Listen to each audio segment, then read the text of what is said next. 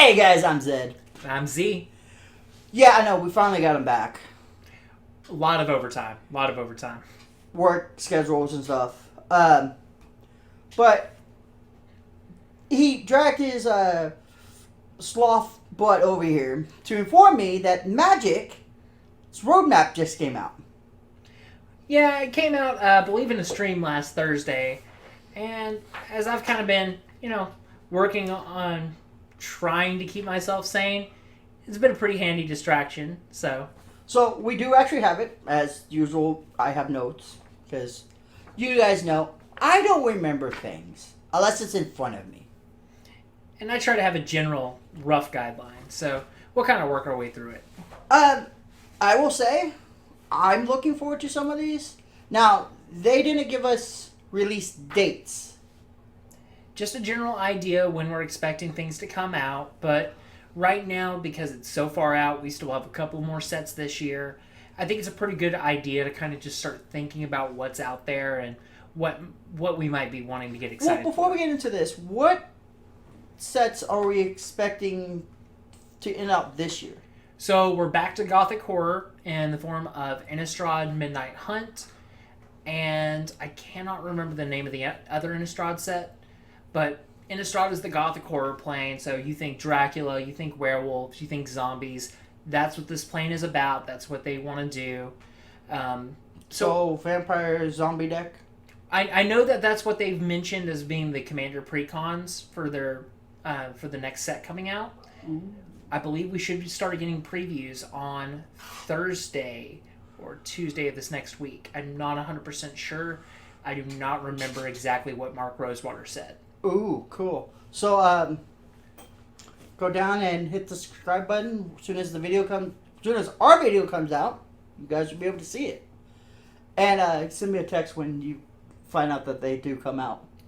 Yeah, and like I said, they kind of slow roll their preview season, so we may see 4 or 5 cards on the first day. The next day, we may see 25 cards. So it's one of those, if we see something that we think you need to be aware of, we'll find a way to let you know. Also, go follow the my personal Facebook, Instagram, even on Reddit now, which will all be linked down below. Yeah, vampires, zombies. Be kind of an interesting. Yeah, I mean, they always do a really good job of supporting it with the spooky spirits and ghosts and, everything else. Oh, yeah, because October's coming up. Yeah, I mean, I remember when I first got into Magic, Innistrad was the set that was about to come out as I started getting into Magic. It came out the week I picked up my first starter deck, so... Tempus was the newest thing when I got into Magic.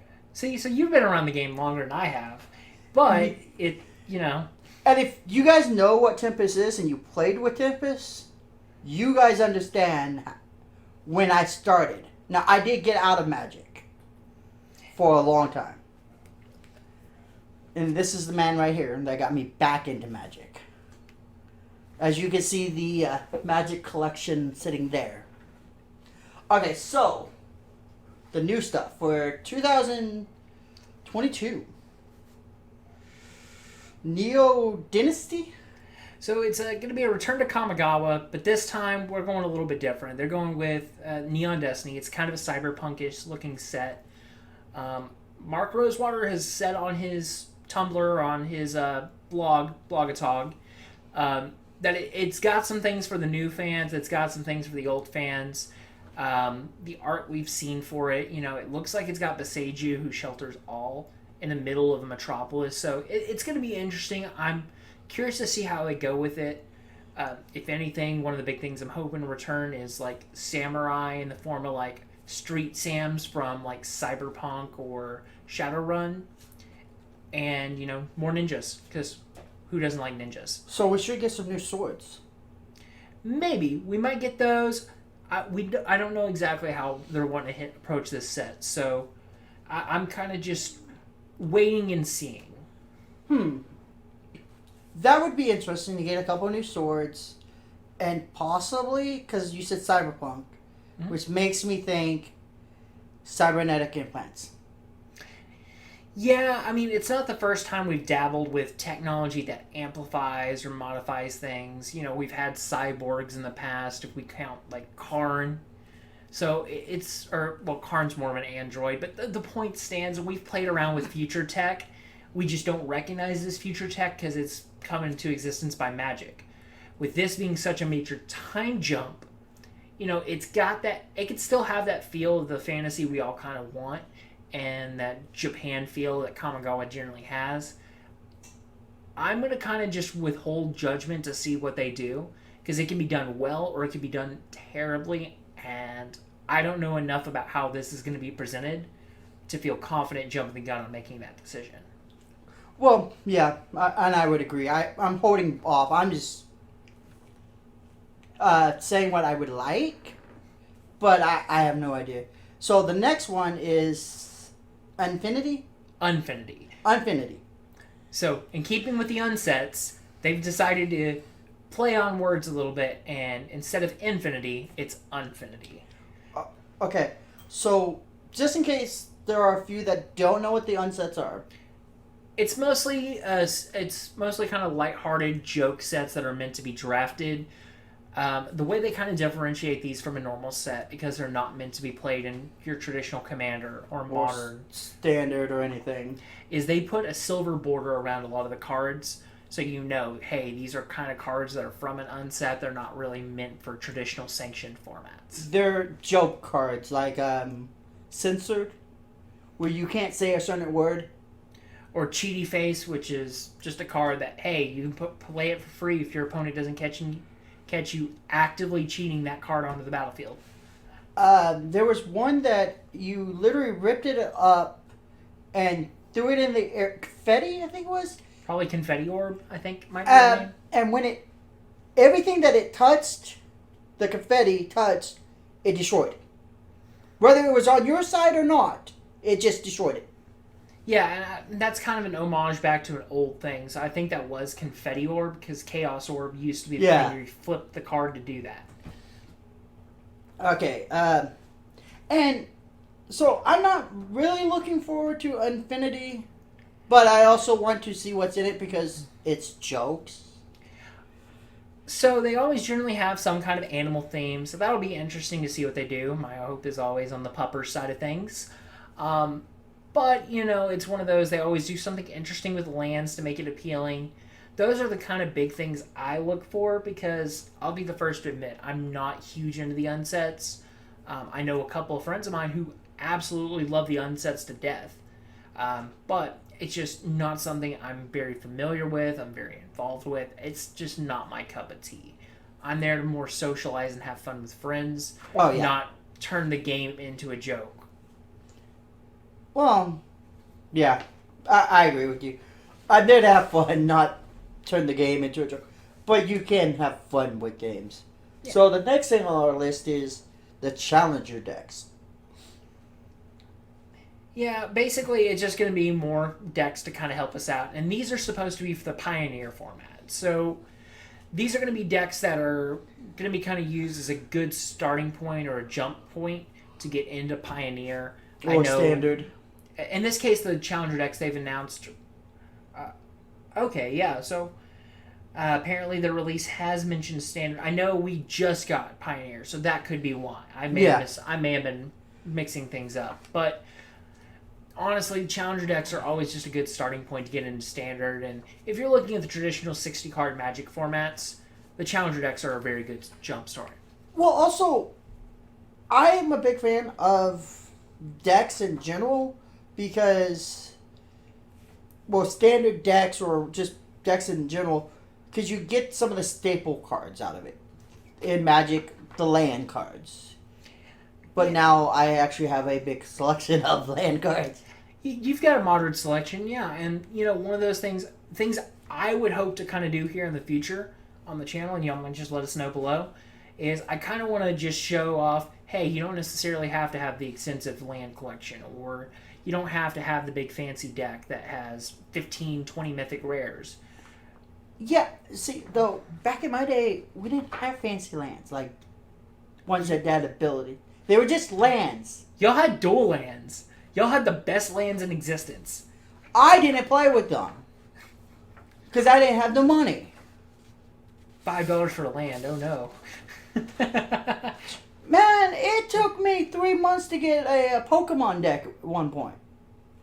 I mean, I get it. We've all lived that struggle. You know, it's just thinking on like the original duels now and what they are versus what they used to be. Even when I had my set for Commander, it was like, ooh, I'm paying an arm and a leg. And now it's just like, man, I wish I still had those.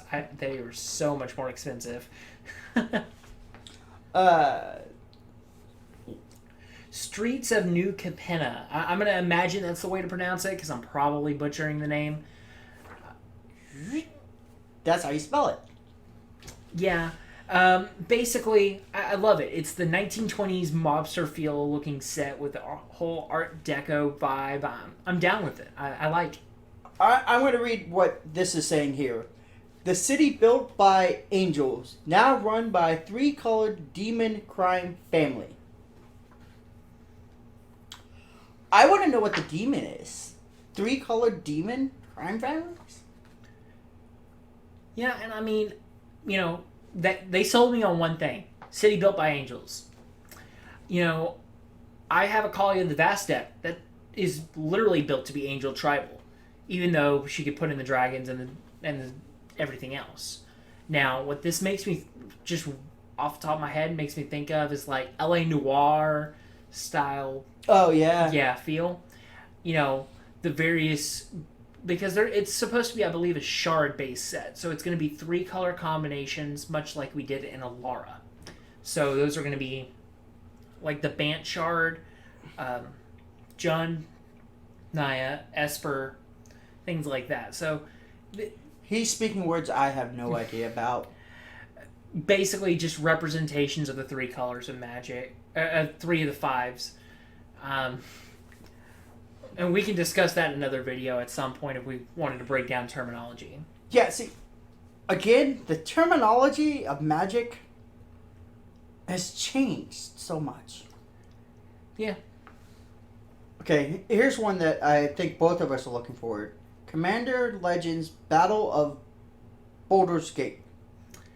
So we just got done with Adventures of Forgotten Realms, or in the Forgotten Realms, you know, the D&D set. So what do they decide to hit us with?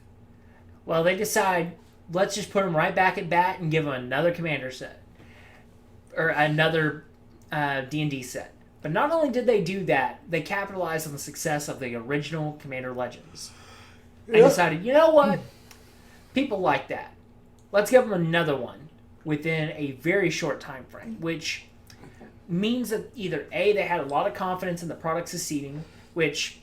If you listen to them, that's what they are going to tell you. From my understanding, it sold well. So, from talking to our local game shop, it sold really well. Yeah. I know I bought 2 boxes of Commander Legends for personal play, but I know a lot of people were buying much more. I bought one, and I don't normally buy a box of Magic. So, yeah, I mean... He also sold out of the decks day one. Yeah, and so this set is this lovely little crossover combination of multiple things going on where I'm down for it, I'm interested, I want to see what's in there, but I'm willing to buy this blind because they did such a bang-up job with both Commander Legends and Adventures in the Forgotten Realms. And Baldur's Gate is from Forgotten Realms. Yeah. We actually saw some characters from Baldur's Gate in Adventures of the Forgotten Realms. Oh. So, you know, it's one of those... the interesting thing is, do we see more partners? Because if we see if we were seeing the turn of partners, then it gives us a lot more options in the Commander format. I know, for example, you run a partner Commander deck. Yep. So that might add you some interesting options to play around with. But it'll be fun. Well, it does say here... It brings iconic characters, new mechanics, right? Yeah. And flavorful spells from D&D. New mechanics. So, I always like new mechanics. Almost every set's going to have new mechanics, so I don't want to read too far into that. I don't know if everything is going to be brand new. I would imagine we're going to get some old favorites, and then we're going to get some new school in there. just so we get that combination. Well, I'm not reading into it. I'm just thinking. Well, I guess I am reading into it. More dice rolling. They could certainly bring the dice rolling mechanic back. This is one of those spots where it would feel right. The other thing is, if you love the old etch foils from original Commander Legends, they're supposed to be back. So, I know I enjoy them. They feel a little bit more sturdy, thicker cardboard. They just feel better as a card. Nice. I'm down with that. If they're going to give us more good quality You know etch what? foils. Maybe this would be the set that they give us more dungeons? That's the other speculation I've seen is, hey, can we possibly get more dungeons? Who knows? We might get 4 or 5 dungeons in there, and that gives your dungeon deck a lot more viability if that's what you're wanting to play around with. I know, like, I'm working on a D&D deck using a card not from the D&D set, as sacrilegious as that may be. But, yeah, Piracy! Basically, it's one of those, this will give me some more options, but I do hope to get that together, and that may be something we may spotlight here on the channel, as well as do a couple of deck techs and, things like that in the future. And again, we don't know release dates. All this is saying is second quarter 2022. Now, as we were talking about, we don't know if that's financials quarter or...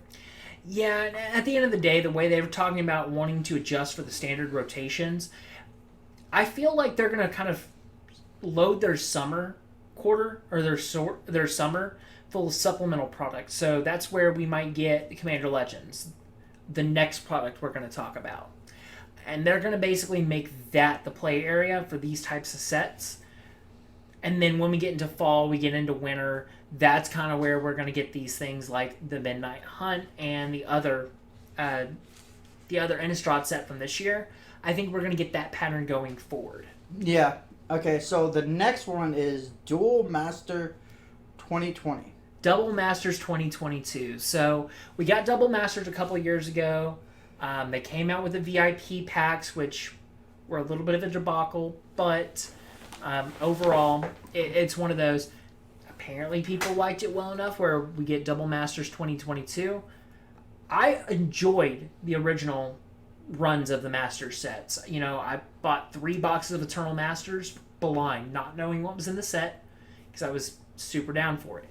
I bought 2 boxes of Modern Masters 2 when it came out. I never had the opportunity to jump on Modern Masters 1, so it's one of these. I love the Master sets. They're going to be expensive, so they're not for every player. Well, from reading this, it says twice as many rares and twice as many foils, so that's why it's going to be more expensive. But with the day and age that we're living in, people are looking for the rares and the foils because collecting is a big thing right now. And for what it's worth, these are the types of sets where the commons, the uncommons, those can be sneaky value. You could get a $15 uncommon be reprinted in the set. Yep. And it just be, okay, cool. We want it in there, so we are keeping one thing in check. Because it's meant to be drafted. They want you to be able to crack packs, pick a card, pass it along, and build decks that way with you and your friends, or you and whoever you can get at the local game store. And we're hoping to bring you a couple draft games. I want to say duels. Matches, games. And it might be interesting to kind of do an overhead of, hey, one camera over, maybe me and one over Zed here, where even if there's multiple people at the table, 4, 5, 6 of us, you can at least see us and kind of what we're thinking as we're going through the picks. So yeah. But that sounds interesting. I don't know if I'll buy a box of that, though. That's going to be one of those where I am scared to see that price point, because while I can justify spending a lot of money on hobbies, obviously, I play 40K, I play Legion, I play, this. Zed's been trying to talk me into World War III. Yes, he needs to get it so we can bring it to you guys, because I want more tanks, and I want an A10, but unfortunately it won't be in my army, it'll be in his army. But it's one of those, The master sets are always a little bit scary on the price point, and after double masters, I'm scared to approach this set. So that has me just a little bit skittish. All right, so Dominaria United. So going back into our standard releases for the next year, we're looking at Dominaria United, which we had the return to Dominaria a couple of years ago, brought back Teferi, had a bunch of fun cards in there between the Commander Menace that is Muldrotha to just all the legends in the set. We're basically kind of taking a flashback, going back to Dominaria, and it's setting us up for the other release of the year as well. But basically, with that, all I can really hope is that we get a good, fun, universal theme. Maybe another Legends Matter set, because, again, I'm a Commander junkie. I know a lot of people are burnt out about all the new cards. Frankly, I just want to buy boxes, like a box or 2 or 3, and just go, okay, cool. What do I feel like building today? Oh, well, I've got this random uncommon legend. Let's throw together a deck with the cards in my collection and build the thing. Yeah. So apparently next year will be the 30th anniversary of Magic. 2023. 2023. So. Jeez. That's crazy, guys. Yeah, so it's been a while. Yeah. Jumpstart. 2022. Why can I not speak? I like the Jumpstart. Jumpstart was a great product. You know, it had some issues, but global pandemic. We can only do so much about that. Yeah. I wish the production had been available there, and I wish certain cards had been easier to get. But frankly, Oracle Moldiah, Craterhoof Behemoth, Ristic Study, cards like that being reprinted in that set are amazing for Magic players at large. Because realistically, these are the cards we need to make sure are available. We don't want those ticking into the $50, $60, $80, $100 price range for something that, hey, is a pretty good card. Some would even say staples in certain deck types. Yeah. I like the Jumpstart because, you buy 1 or 2 of them with your buddy and you have a game. Yeah, I mean, honestly, the interesting thing to do with that might be just buy a box, split packs half and half, and just see what monstrosity you come up with. Yeah. Again, subscribe to the channel because some of this stuff we're talking about, most of this stuff will be coming to you guys. We're trying to figure out how to do some more crazy stuff. We always got ideas floating around. The issue is more execution than it is lack of idea. Yeah. Execution and timing. Because right now, my wife just started a new job and timing and this and that. I've been on mandatory overtime for over 1.5 years now, so. That sucks, man. Sorry. The Brothers War. Yeah, so another standard set, but taking us back into the past. We're going back to the war between Urza and Mishra, 2 brothers on Dominaria. I know they've pretty heavily talked about it in sets and books in the past, but they're coming back to it. I think they're wanting to really just give us a good, thorough elaboration of this story, and they want it to be something that we can try. They've even said, hey, this is an experiment. We want to see if people like the go back to the past thing, even if we kind of know what the result is. And I think this is one of those things, if we want these kind of things in the future, these are the types of sets we're going to have to support, regardless of what's in it. So if we wanted a pre-Nicol Bolas destroying Amonkhet, we may want to have to enjoy these types of products because otherwise they don't know we like the blast from the past. Yeah. I will add to what he just said. If you guys want to help Wizards of the Coast know what we want, we have to buy what we like. So, like you said, if we want more of the Brothers of the War and stuff, go buy it. And another thing there is, even if you don't necessarily want to support them with your money, they do put out surveys And the surveys are pretty elaborate. Hey, how do you feel about this mechanic? On a scale of 1 to 5, what do you think? Did you have any noticeable issues? They do these periodically, and I know I'm pretty involved about taking them because I've seen them actually take that effect. And I know Mark Rosewater, again, on Tumblr, his blog, I believe it's Blogatog, he answers questions from the community, but that also means he's taking the brunt of that criticism. Hey, I don't like you doing this. I don't think the company is doing enough in this regard.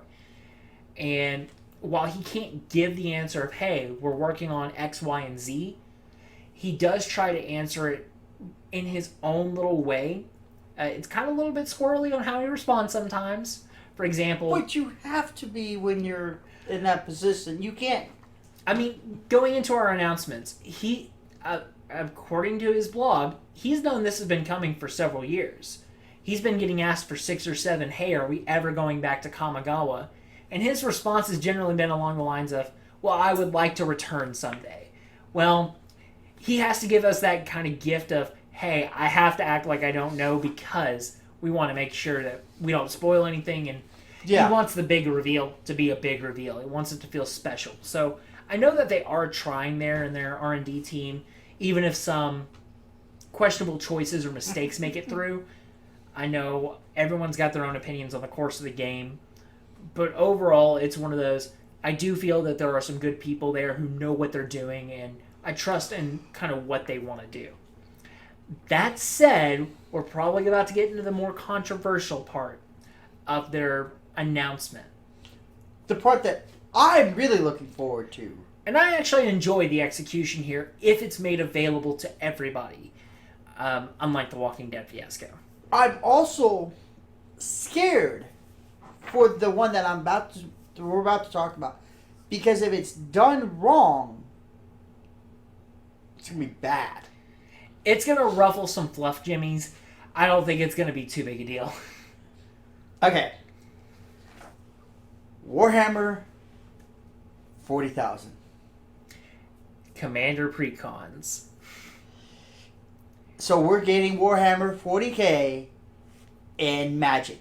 And you guys know I'm buying them. And we've seen some of the art already. I believe one of the arts they've shown off is a unit of suppressors. Ooh, nice. Ultramarine suppressors. So it's one of those, they've kind of mentioned that, hey, we're going to do reprints in the set of Commander decks there, but we're going to make them stylized for 40K. We want them to feel 40K. So we're not going to have just a rampant growth in there that has nothing to do with the Ultramarines or any of the other 40K vibe that they're wanting to put off. I think that they're going to try to take the time to do this right. Again, my concern with these kind of supplemental products where we go outside of the traditional Magic IP is more so related to availability. Yes. I know the Walking Dead Secret Lair was a fiasco, but everyone I talked to, for the most part, was pretty like either neutral or just loved the Godzilla cards.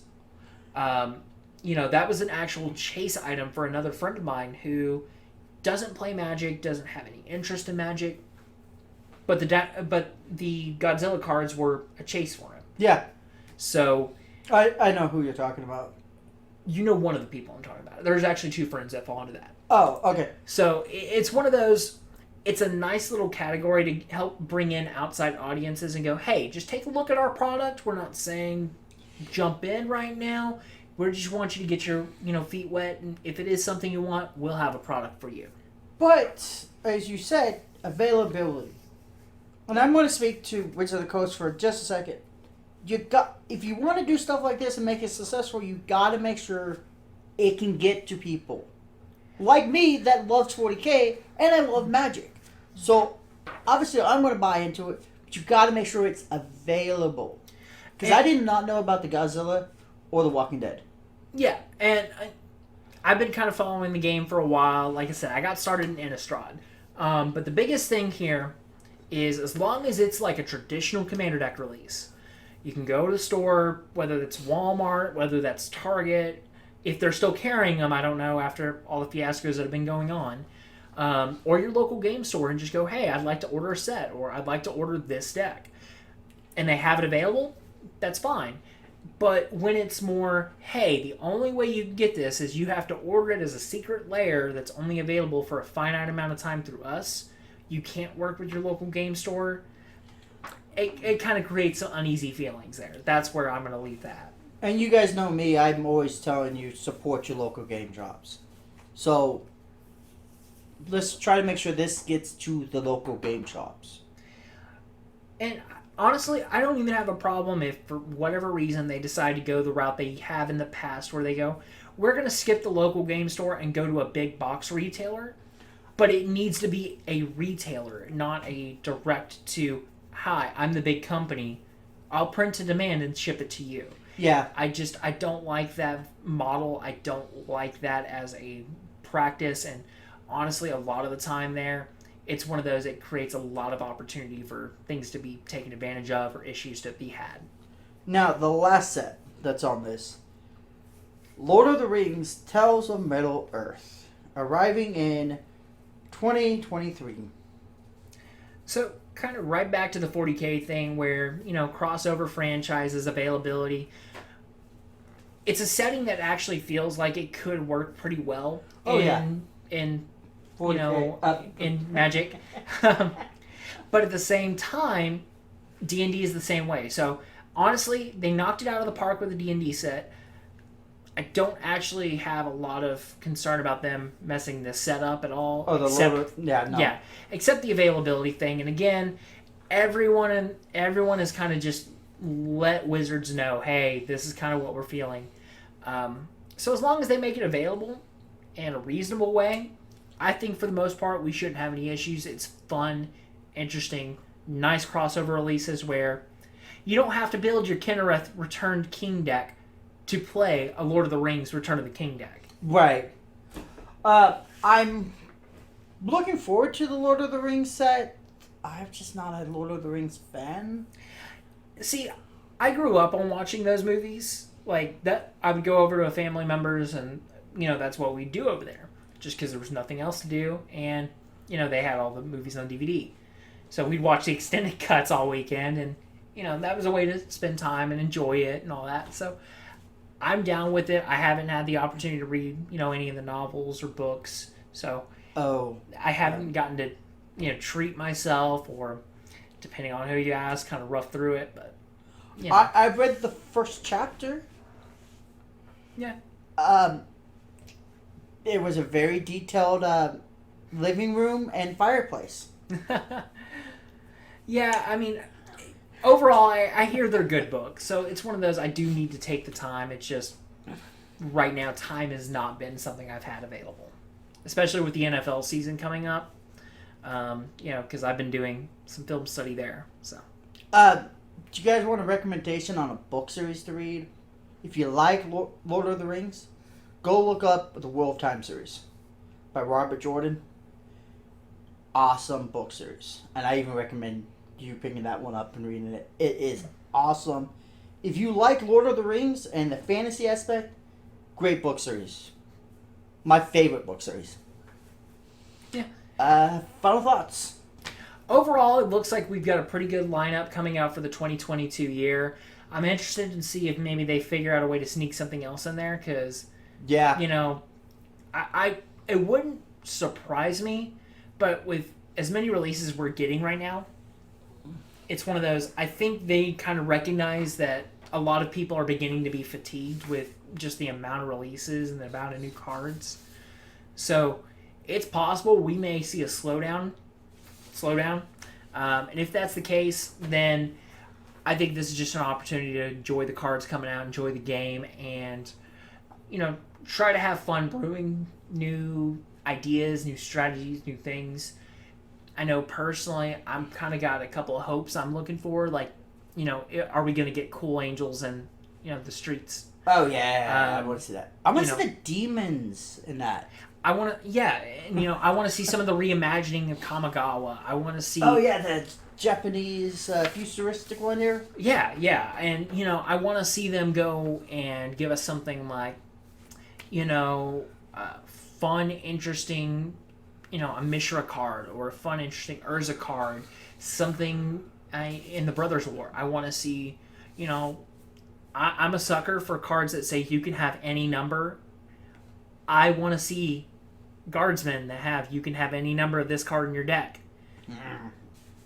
And have them just labeled Imperial Guard and do different things. I think that would be very fun. If you give them like Imperial Guard, Heavy Weapon Team, Special Weapon Team, Infantry Squad, and have them have an effect, but have that added on as a little additional bolded line of text. I'm really looking forward to the Neo Dynasty one. That just looks like it's going to be fun. The new Streets of New Chaplin. Capenna. That looks interesting just because the angels and the three demons and the crime families. I've gushed on Commander Legends Battle for Baldur's Gate enough. Yeah. So it's one of those. We're looking forward to that. I'm blind buying at least 2 boxes. Let's be real there. So the one I'm really looking forward to is the 40K set. That one I'm also doing the blind buy, but I buy every Commander Precon if I can when they come available. I was out of the game for a little bit, so I didn't pick up 1 or 2 sets of them, but going forward as I've kind of gotten back into it, I do that nowadays. Now, the 40K one, that's just decks. There's not going to be a set. Not to my knowledge. Now, they may try to pull a switcheroo and give us a set on top of that, and if that's the case, I'm totally down with that. That seems cool, but honestly, I think they can probably just succeed there by just doing the commander decks. Yeah. I think that will be the good starting point and for us. Maybe what they'll do is just give us the commander decks, fill it out, and then next year, the following year, they give us something. But, so, I did just count this up. There's 11 sets coming out next year.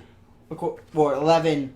Yeah, and the biggest thing is they're not going to necessarily be sets for everybody. So not everybody is going to want to jump into the standard sets. Not everyone's going to want the Commander Legends. Not everyone's going to want the unset. Not everyone's interested in these challenger decks. So everyone's got their own opportunity and way to enjoy the game. I'm just hoping that they do a good job about keeping it stable and ready to go, where ultimately it's just a fun game to play. Yeah, I'm hoping for a whole another year of fun with some friends and some good cards. And I'm looking forward to a lot of things with the Magic. So, yeah.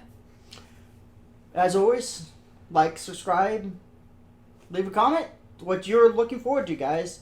Tell us which sets you want to see and which ones you don't want to see. But as always, stay forever noob, stay safe, and we'll see you next time. Peace. Have a good one.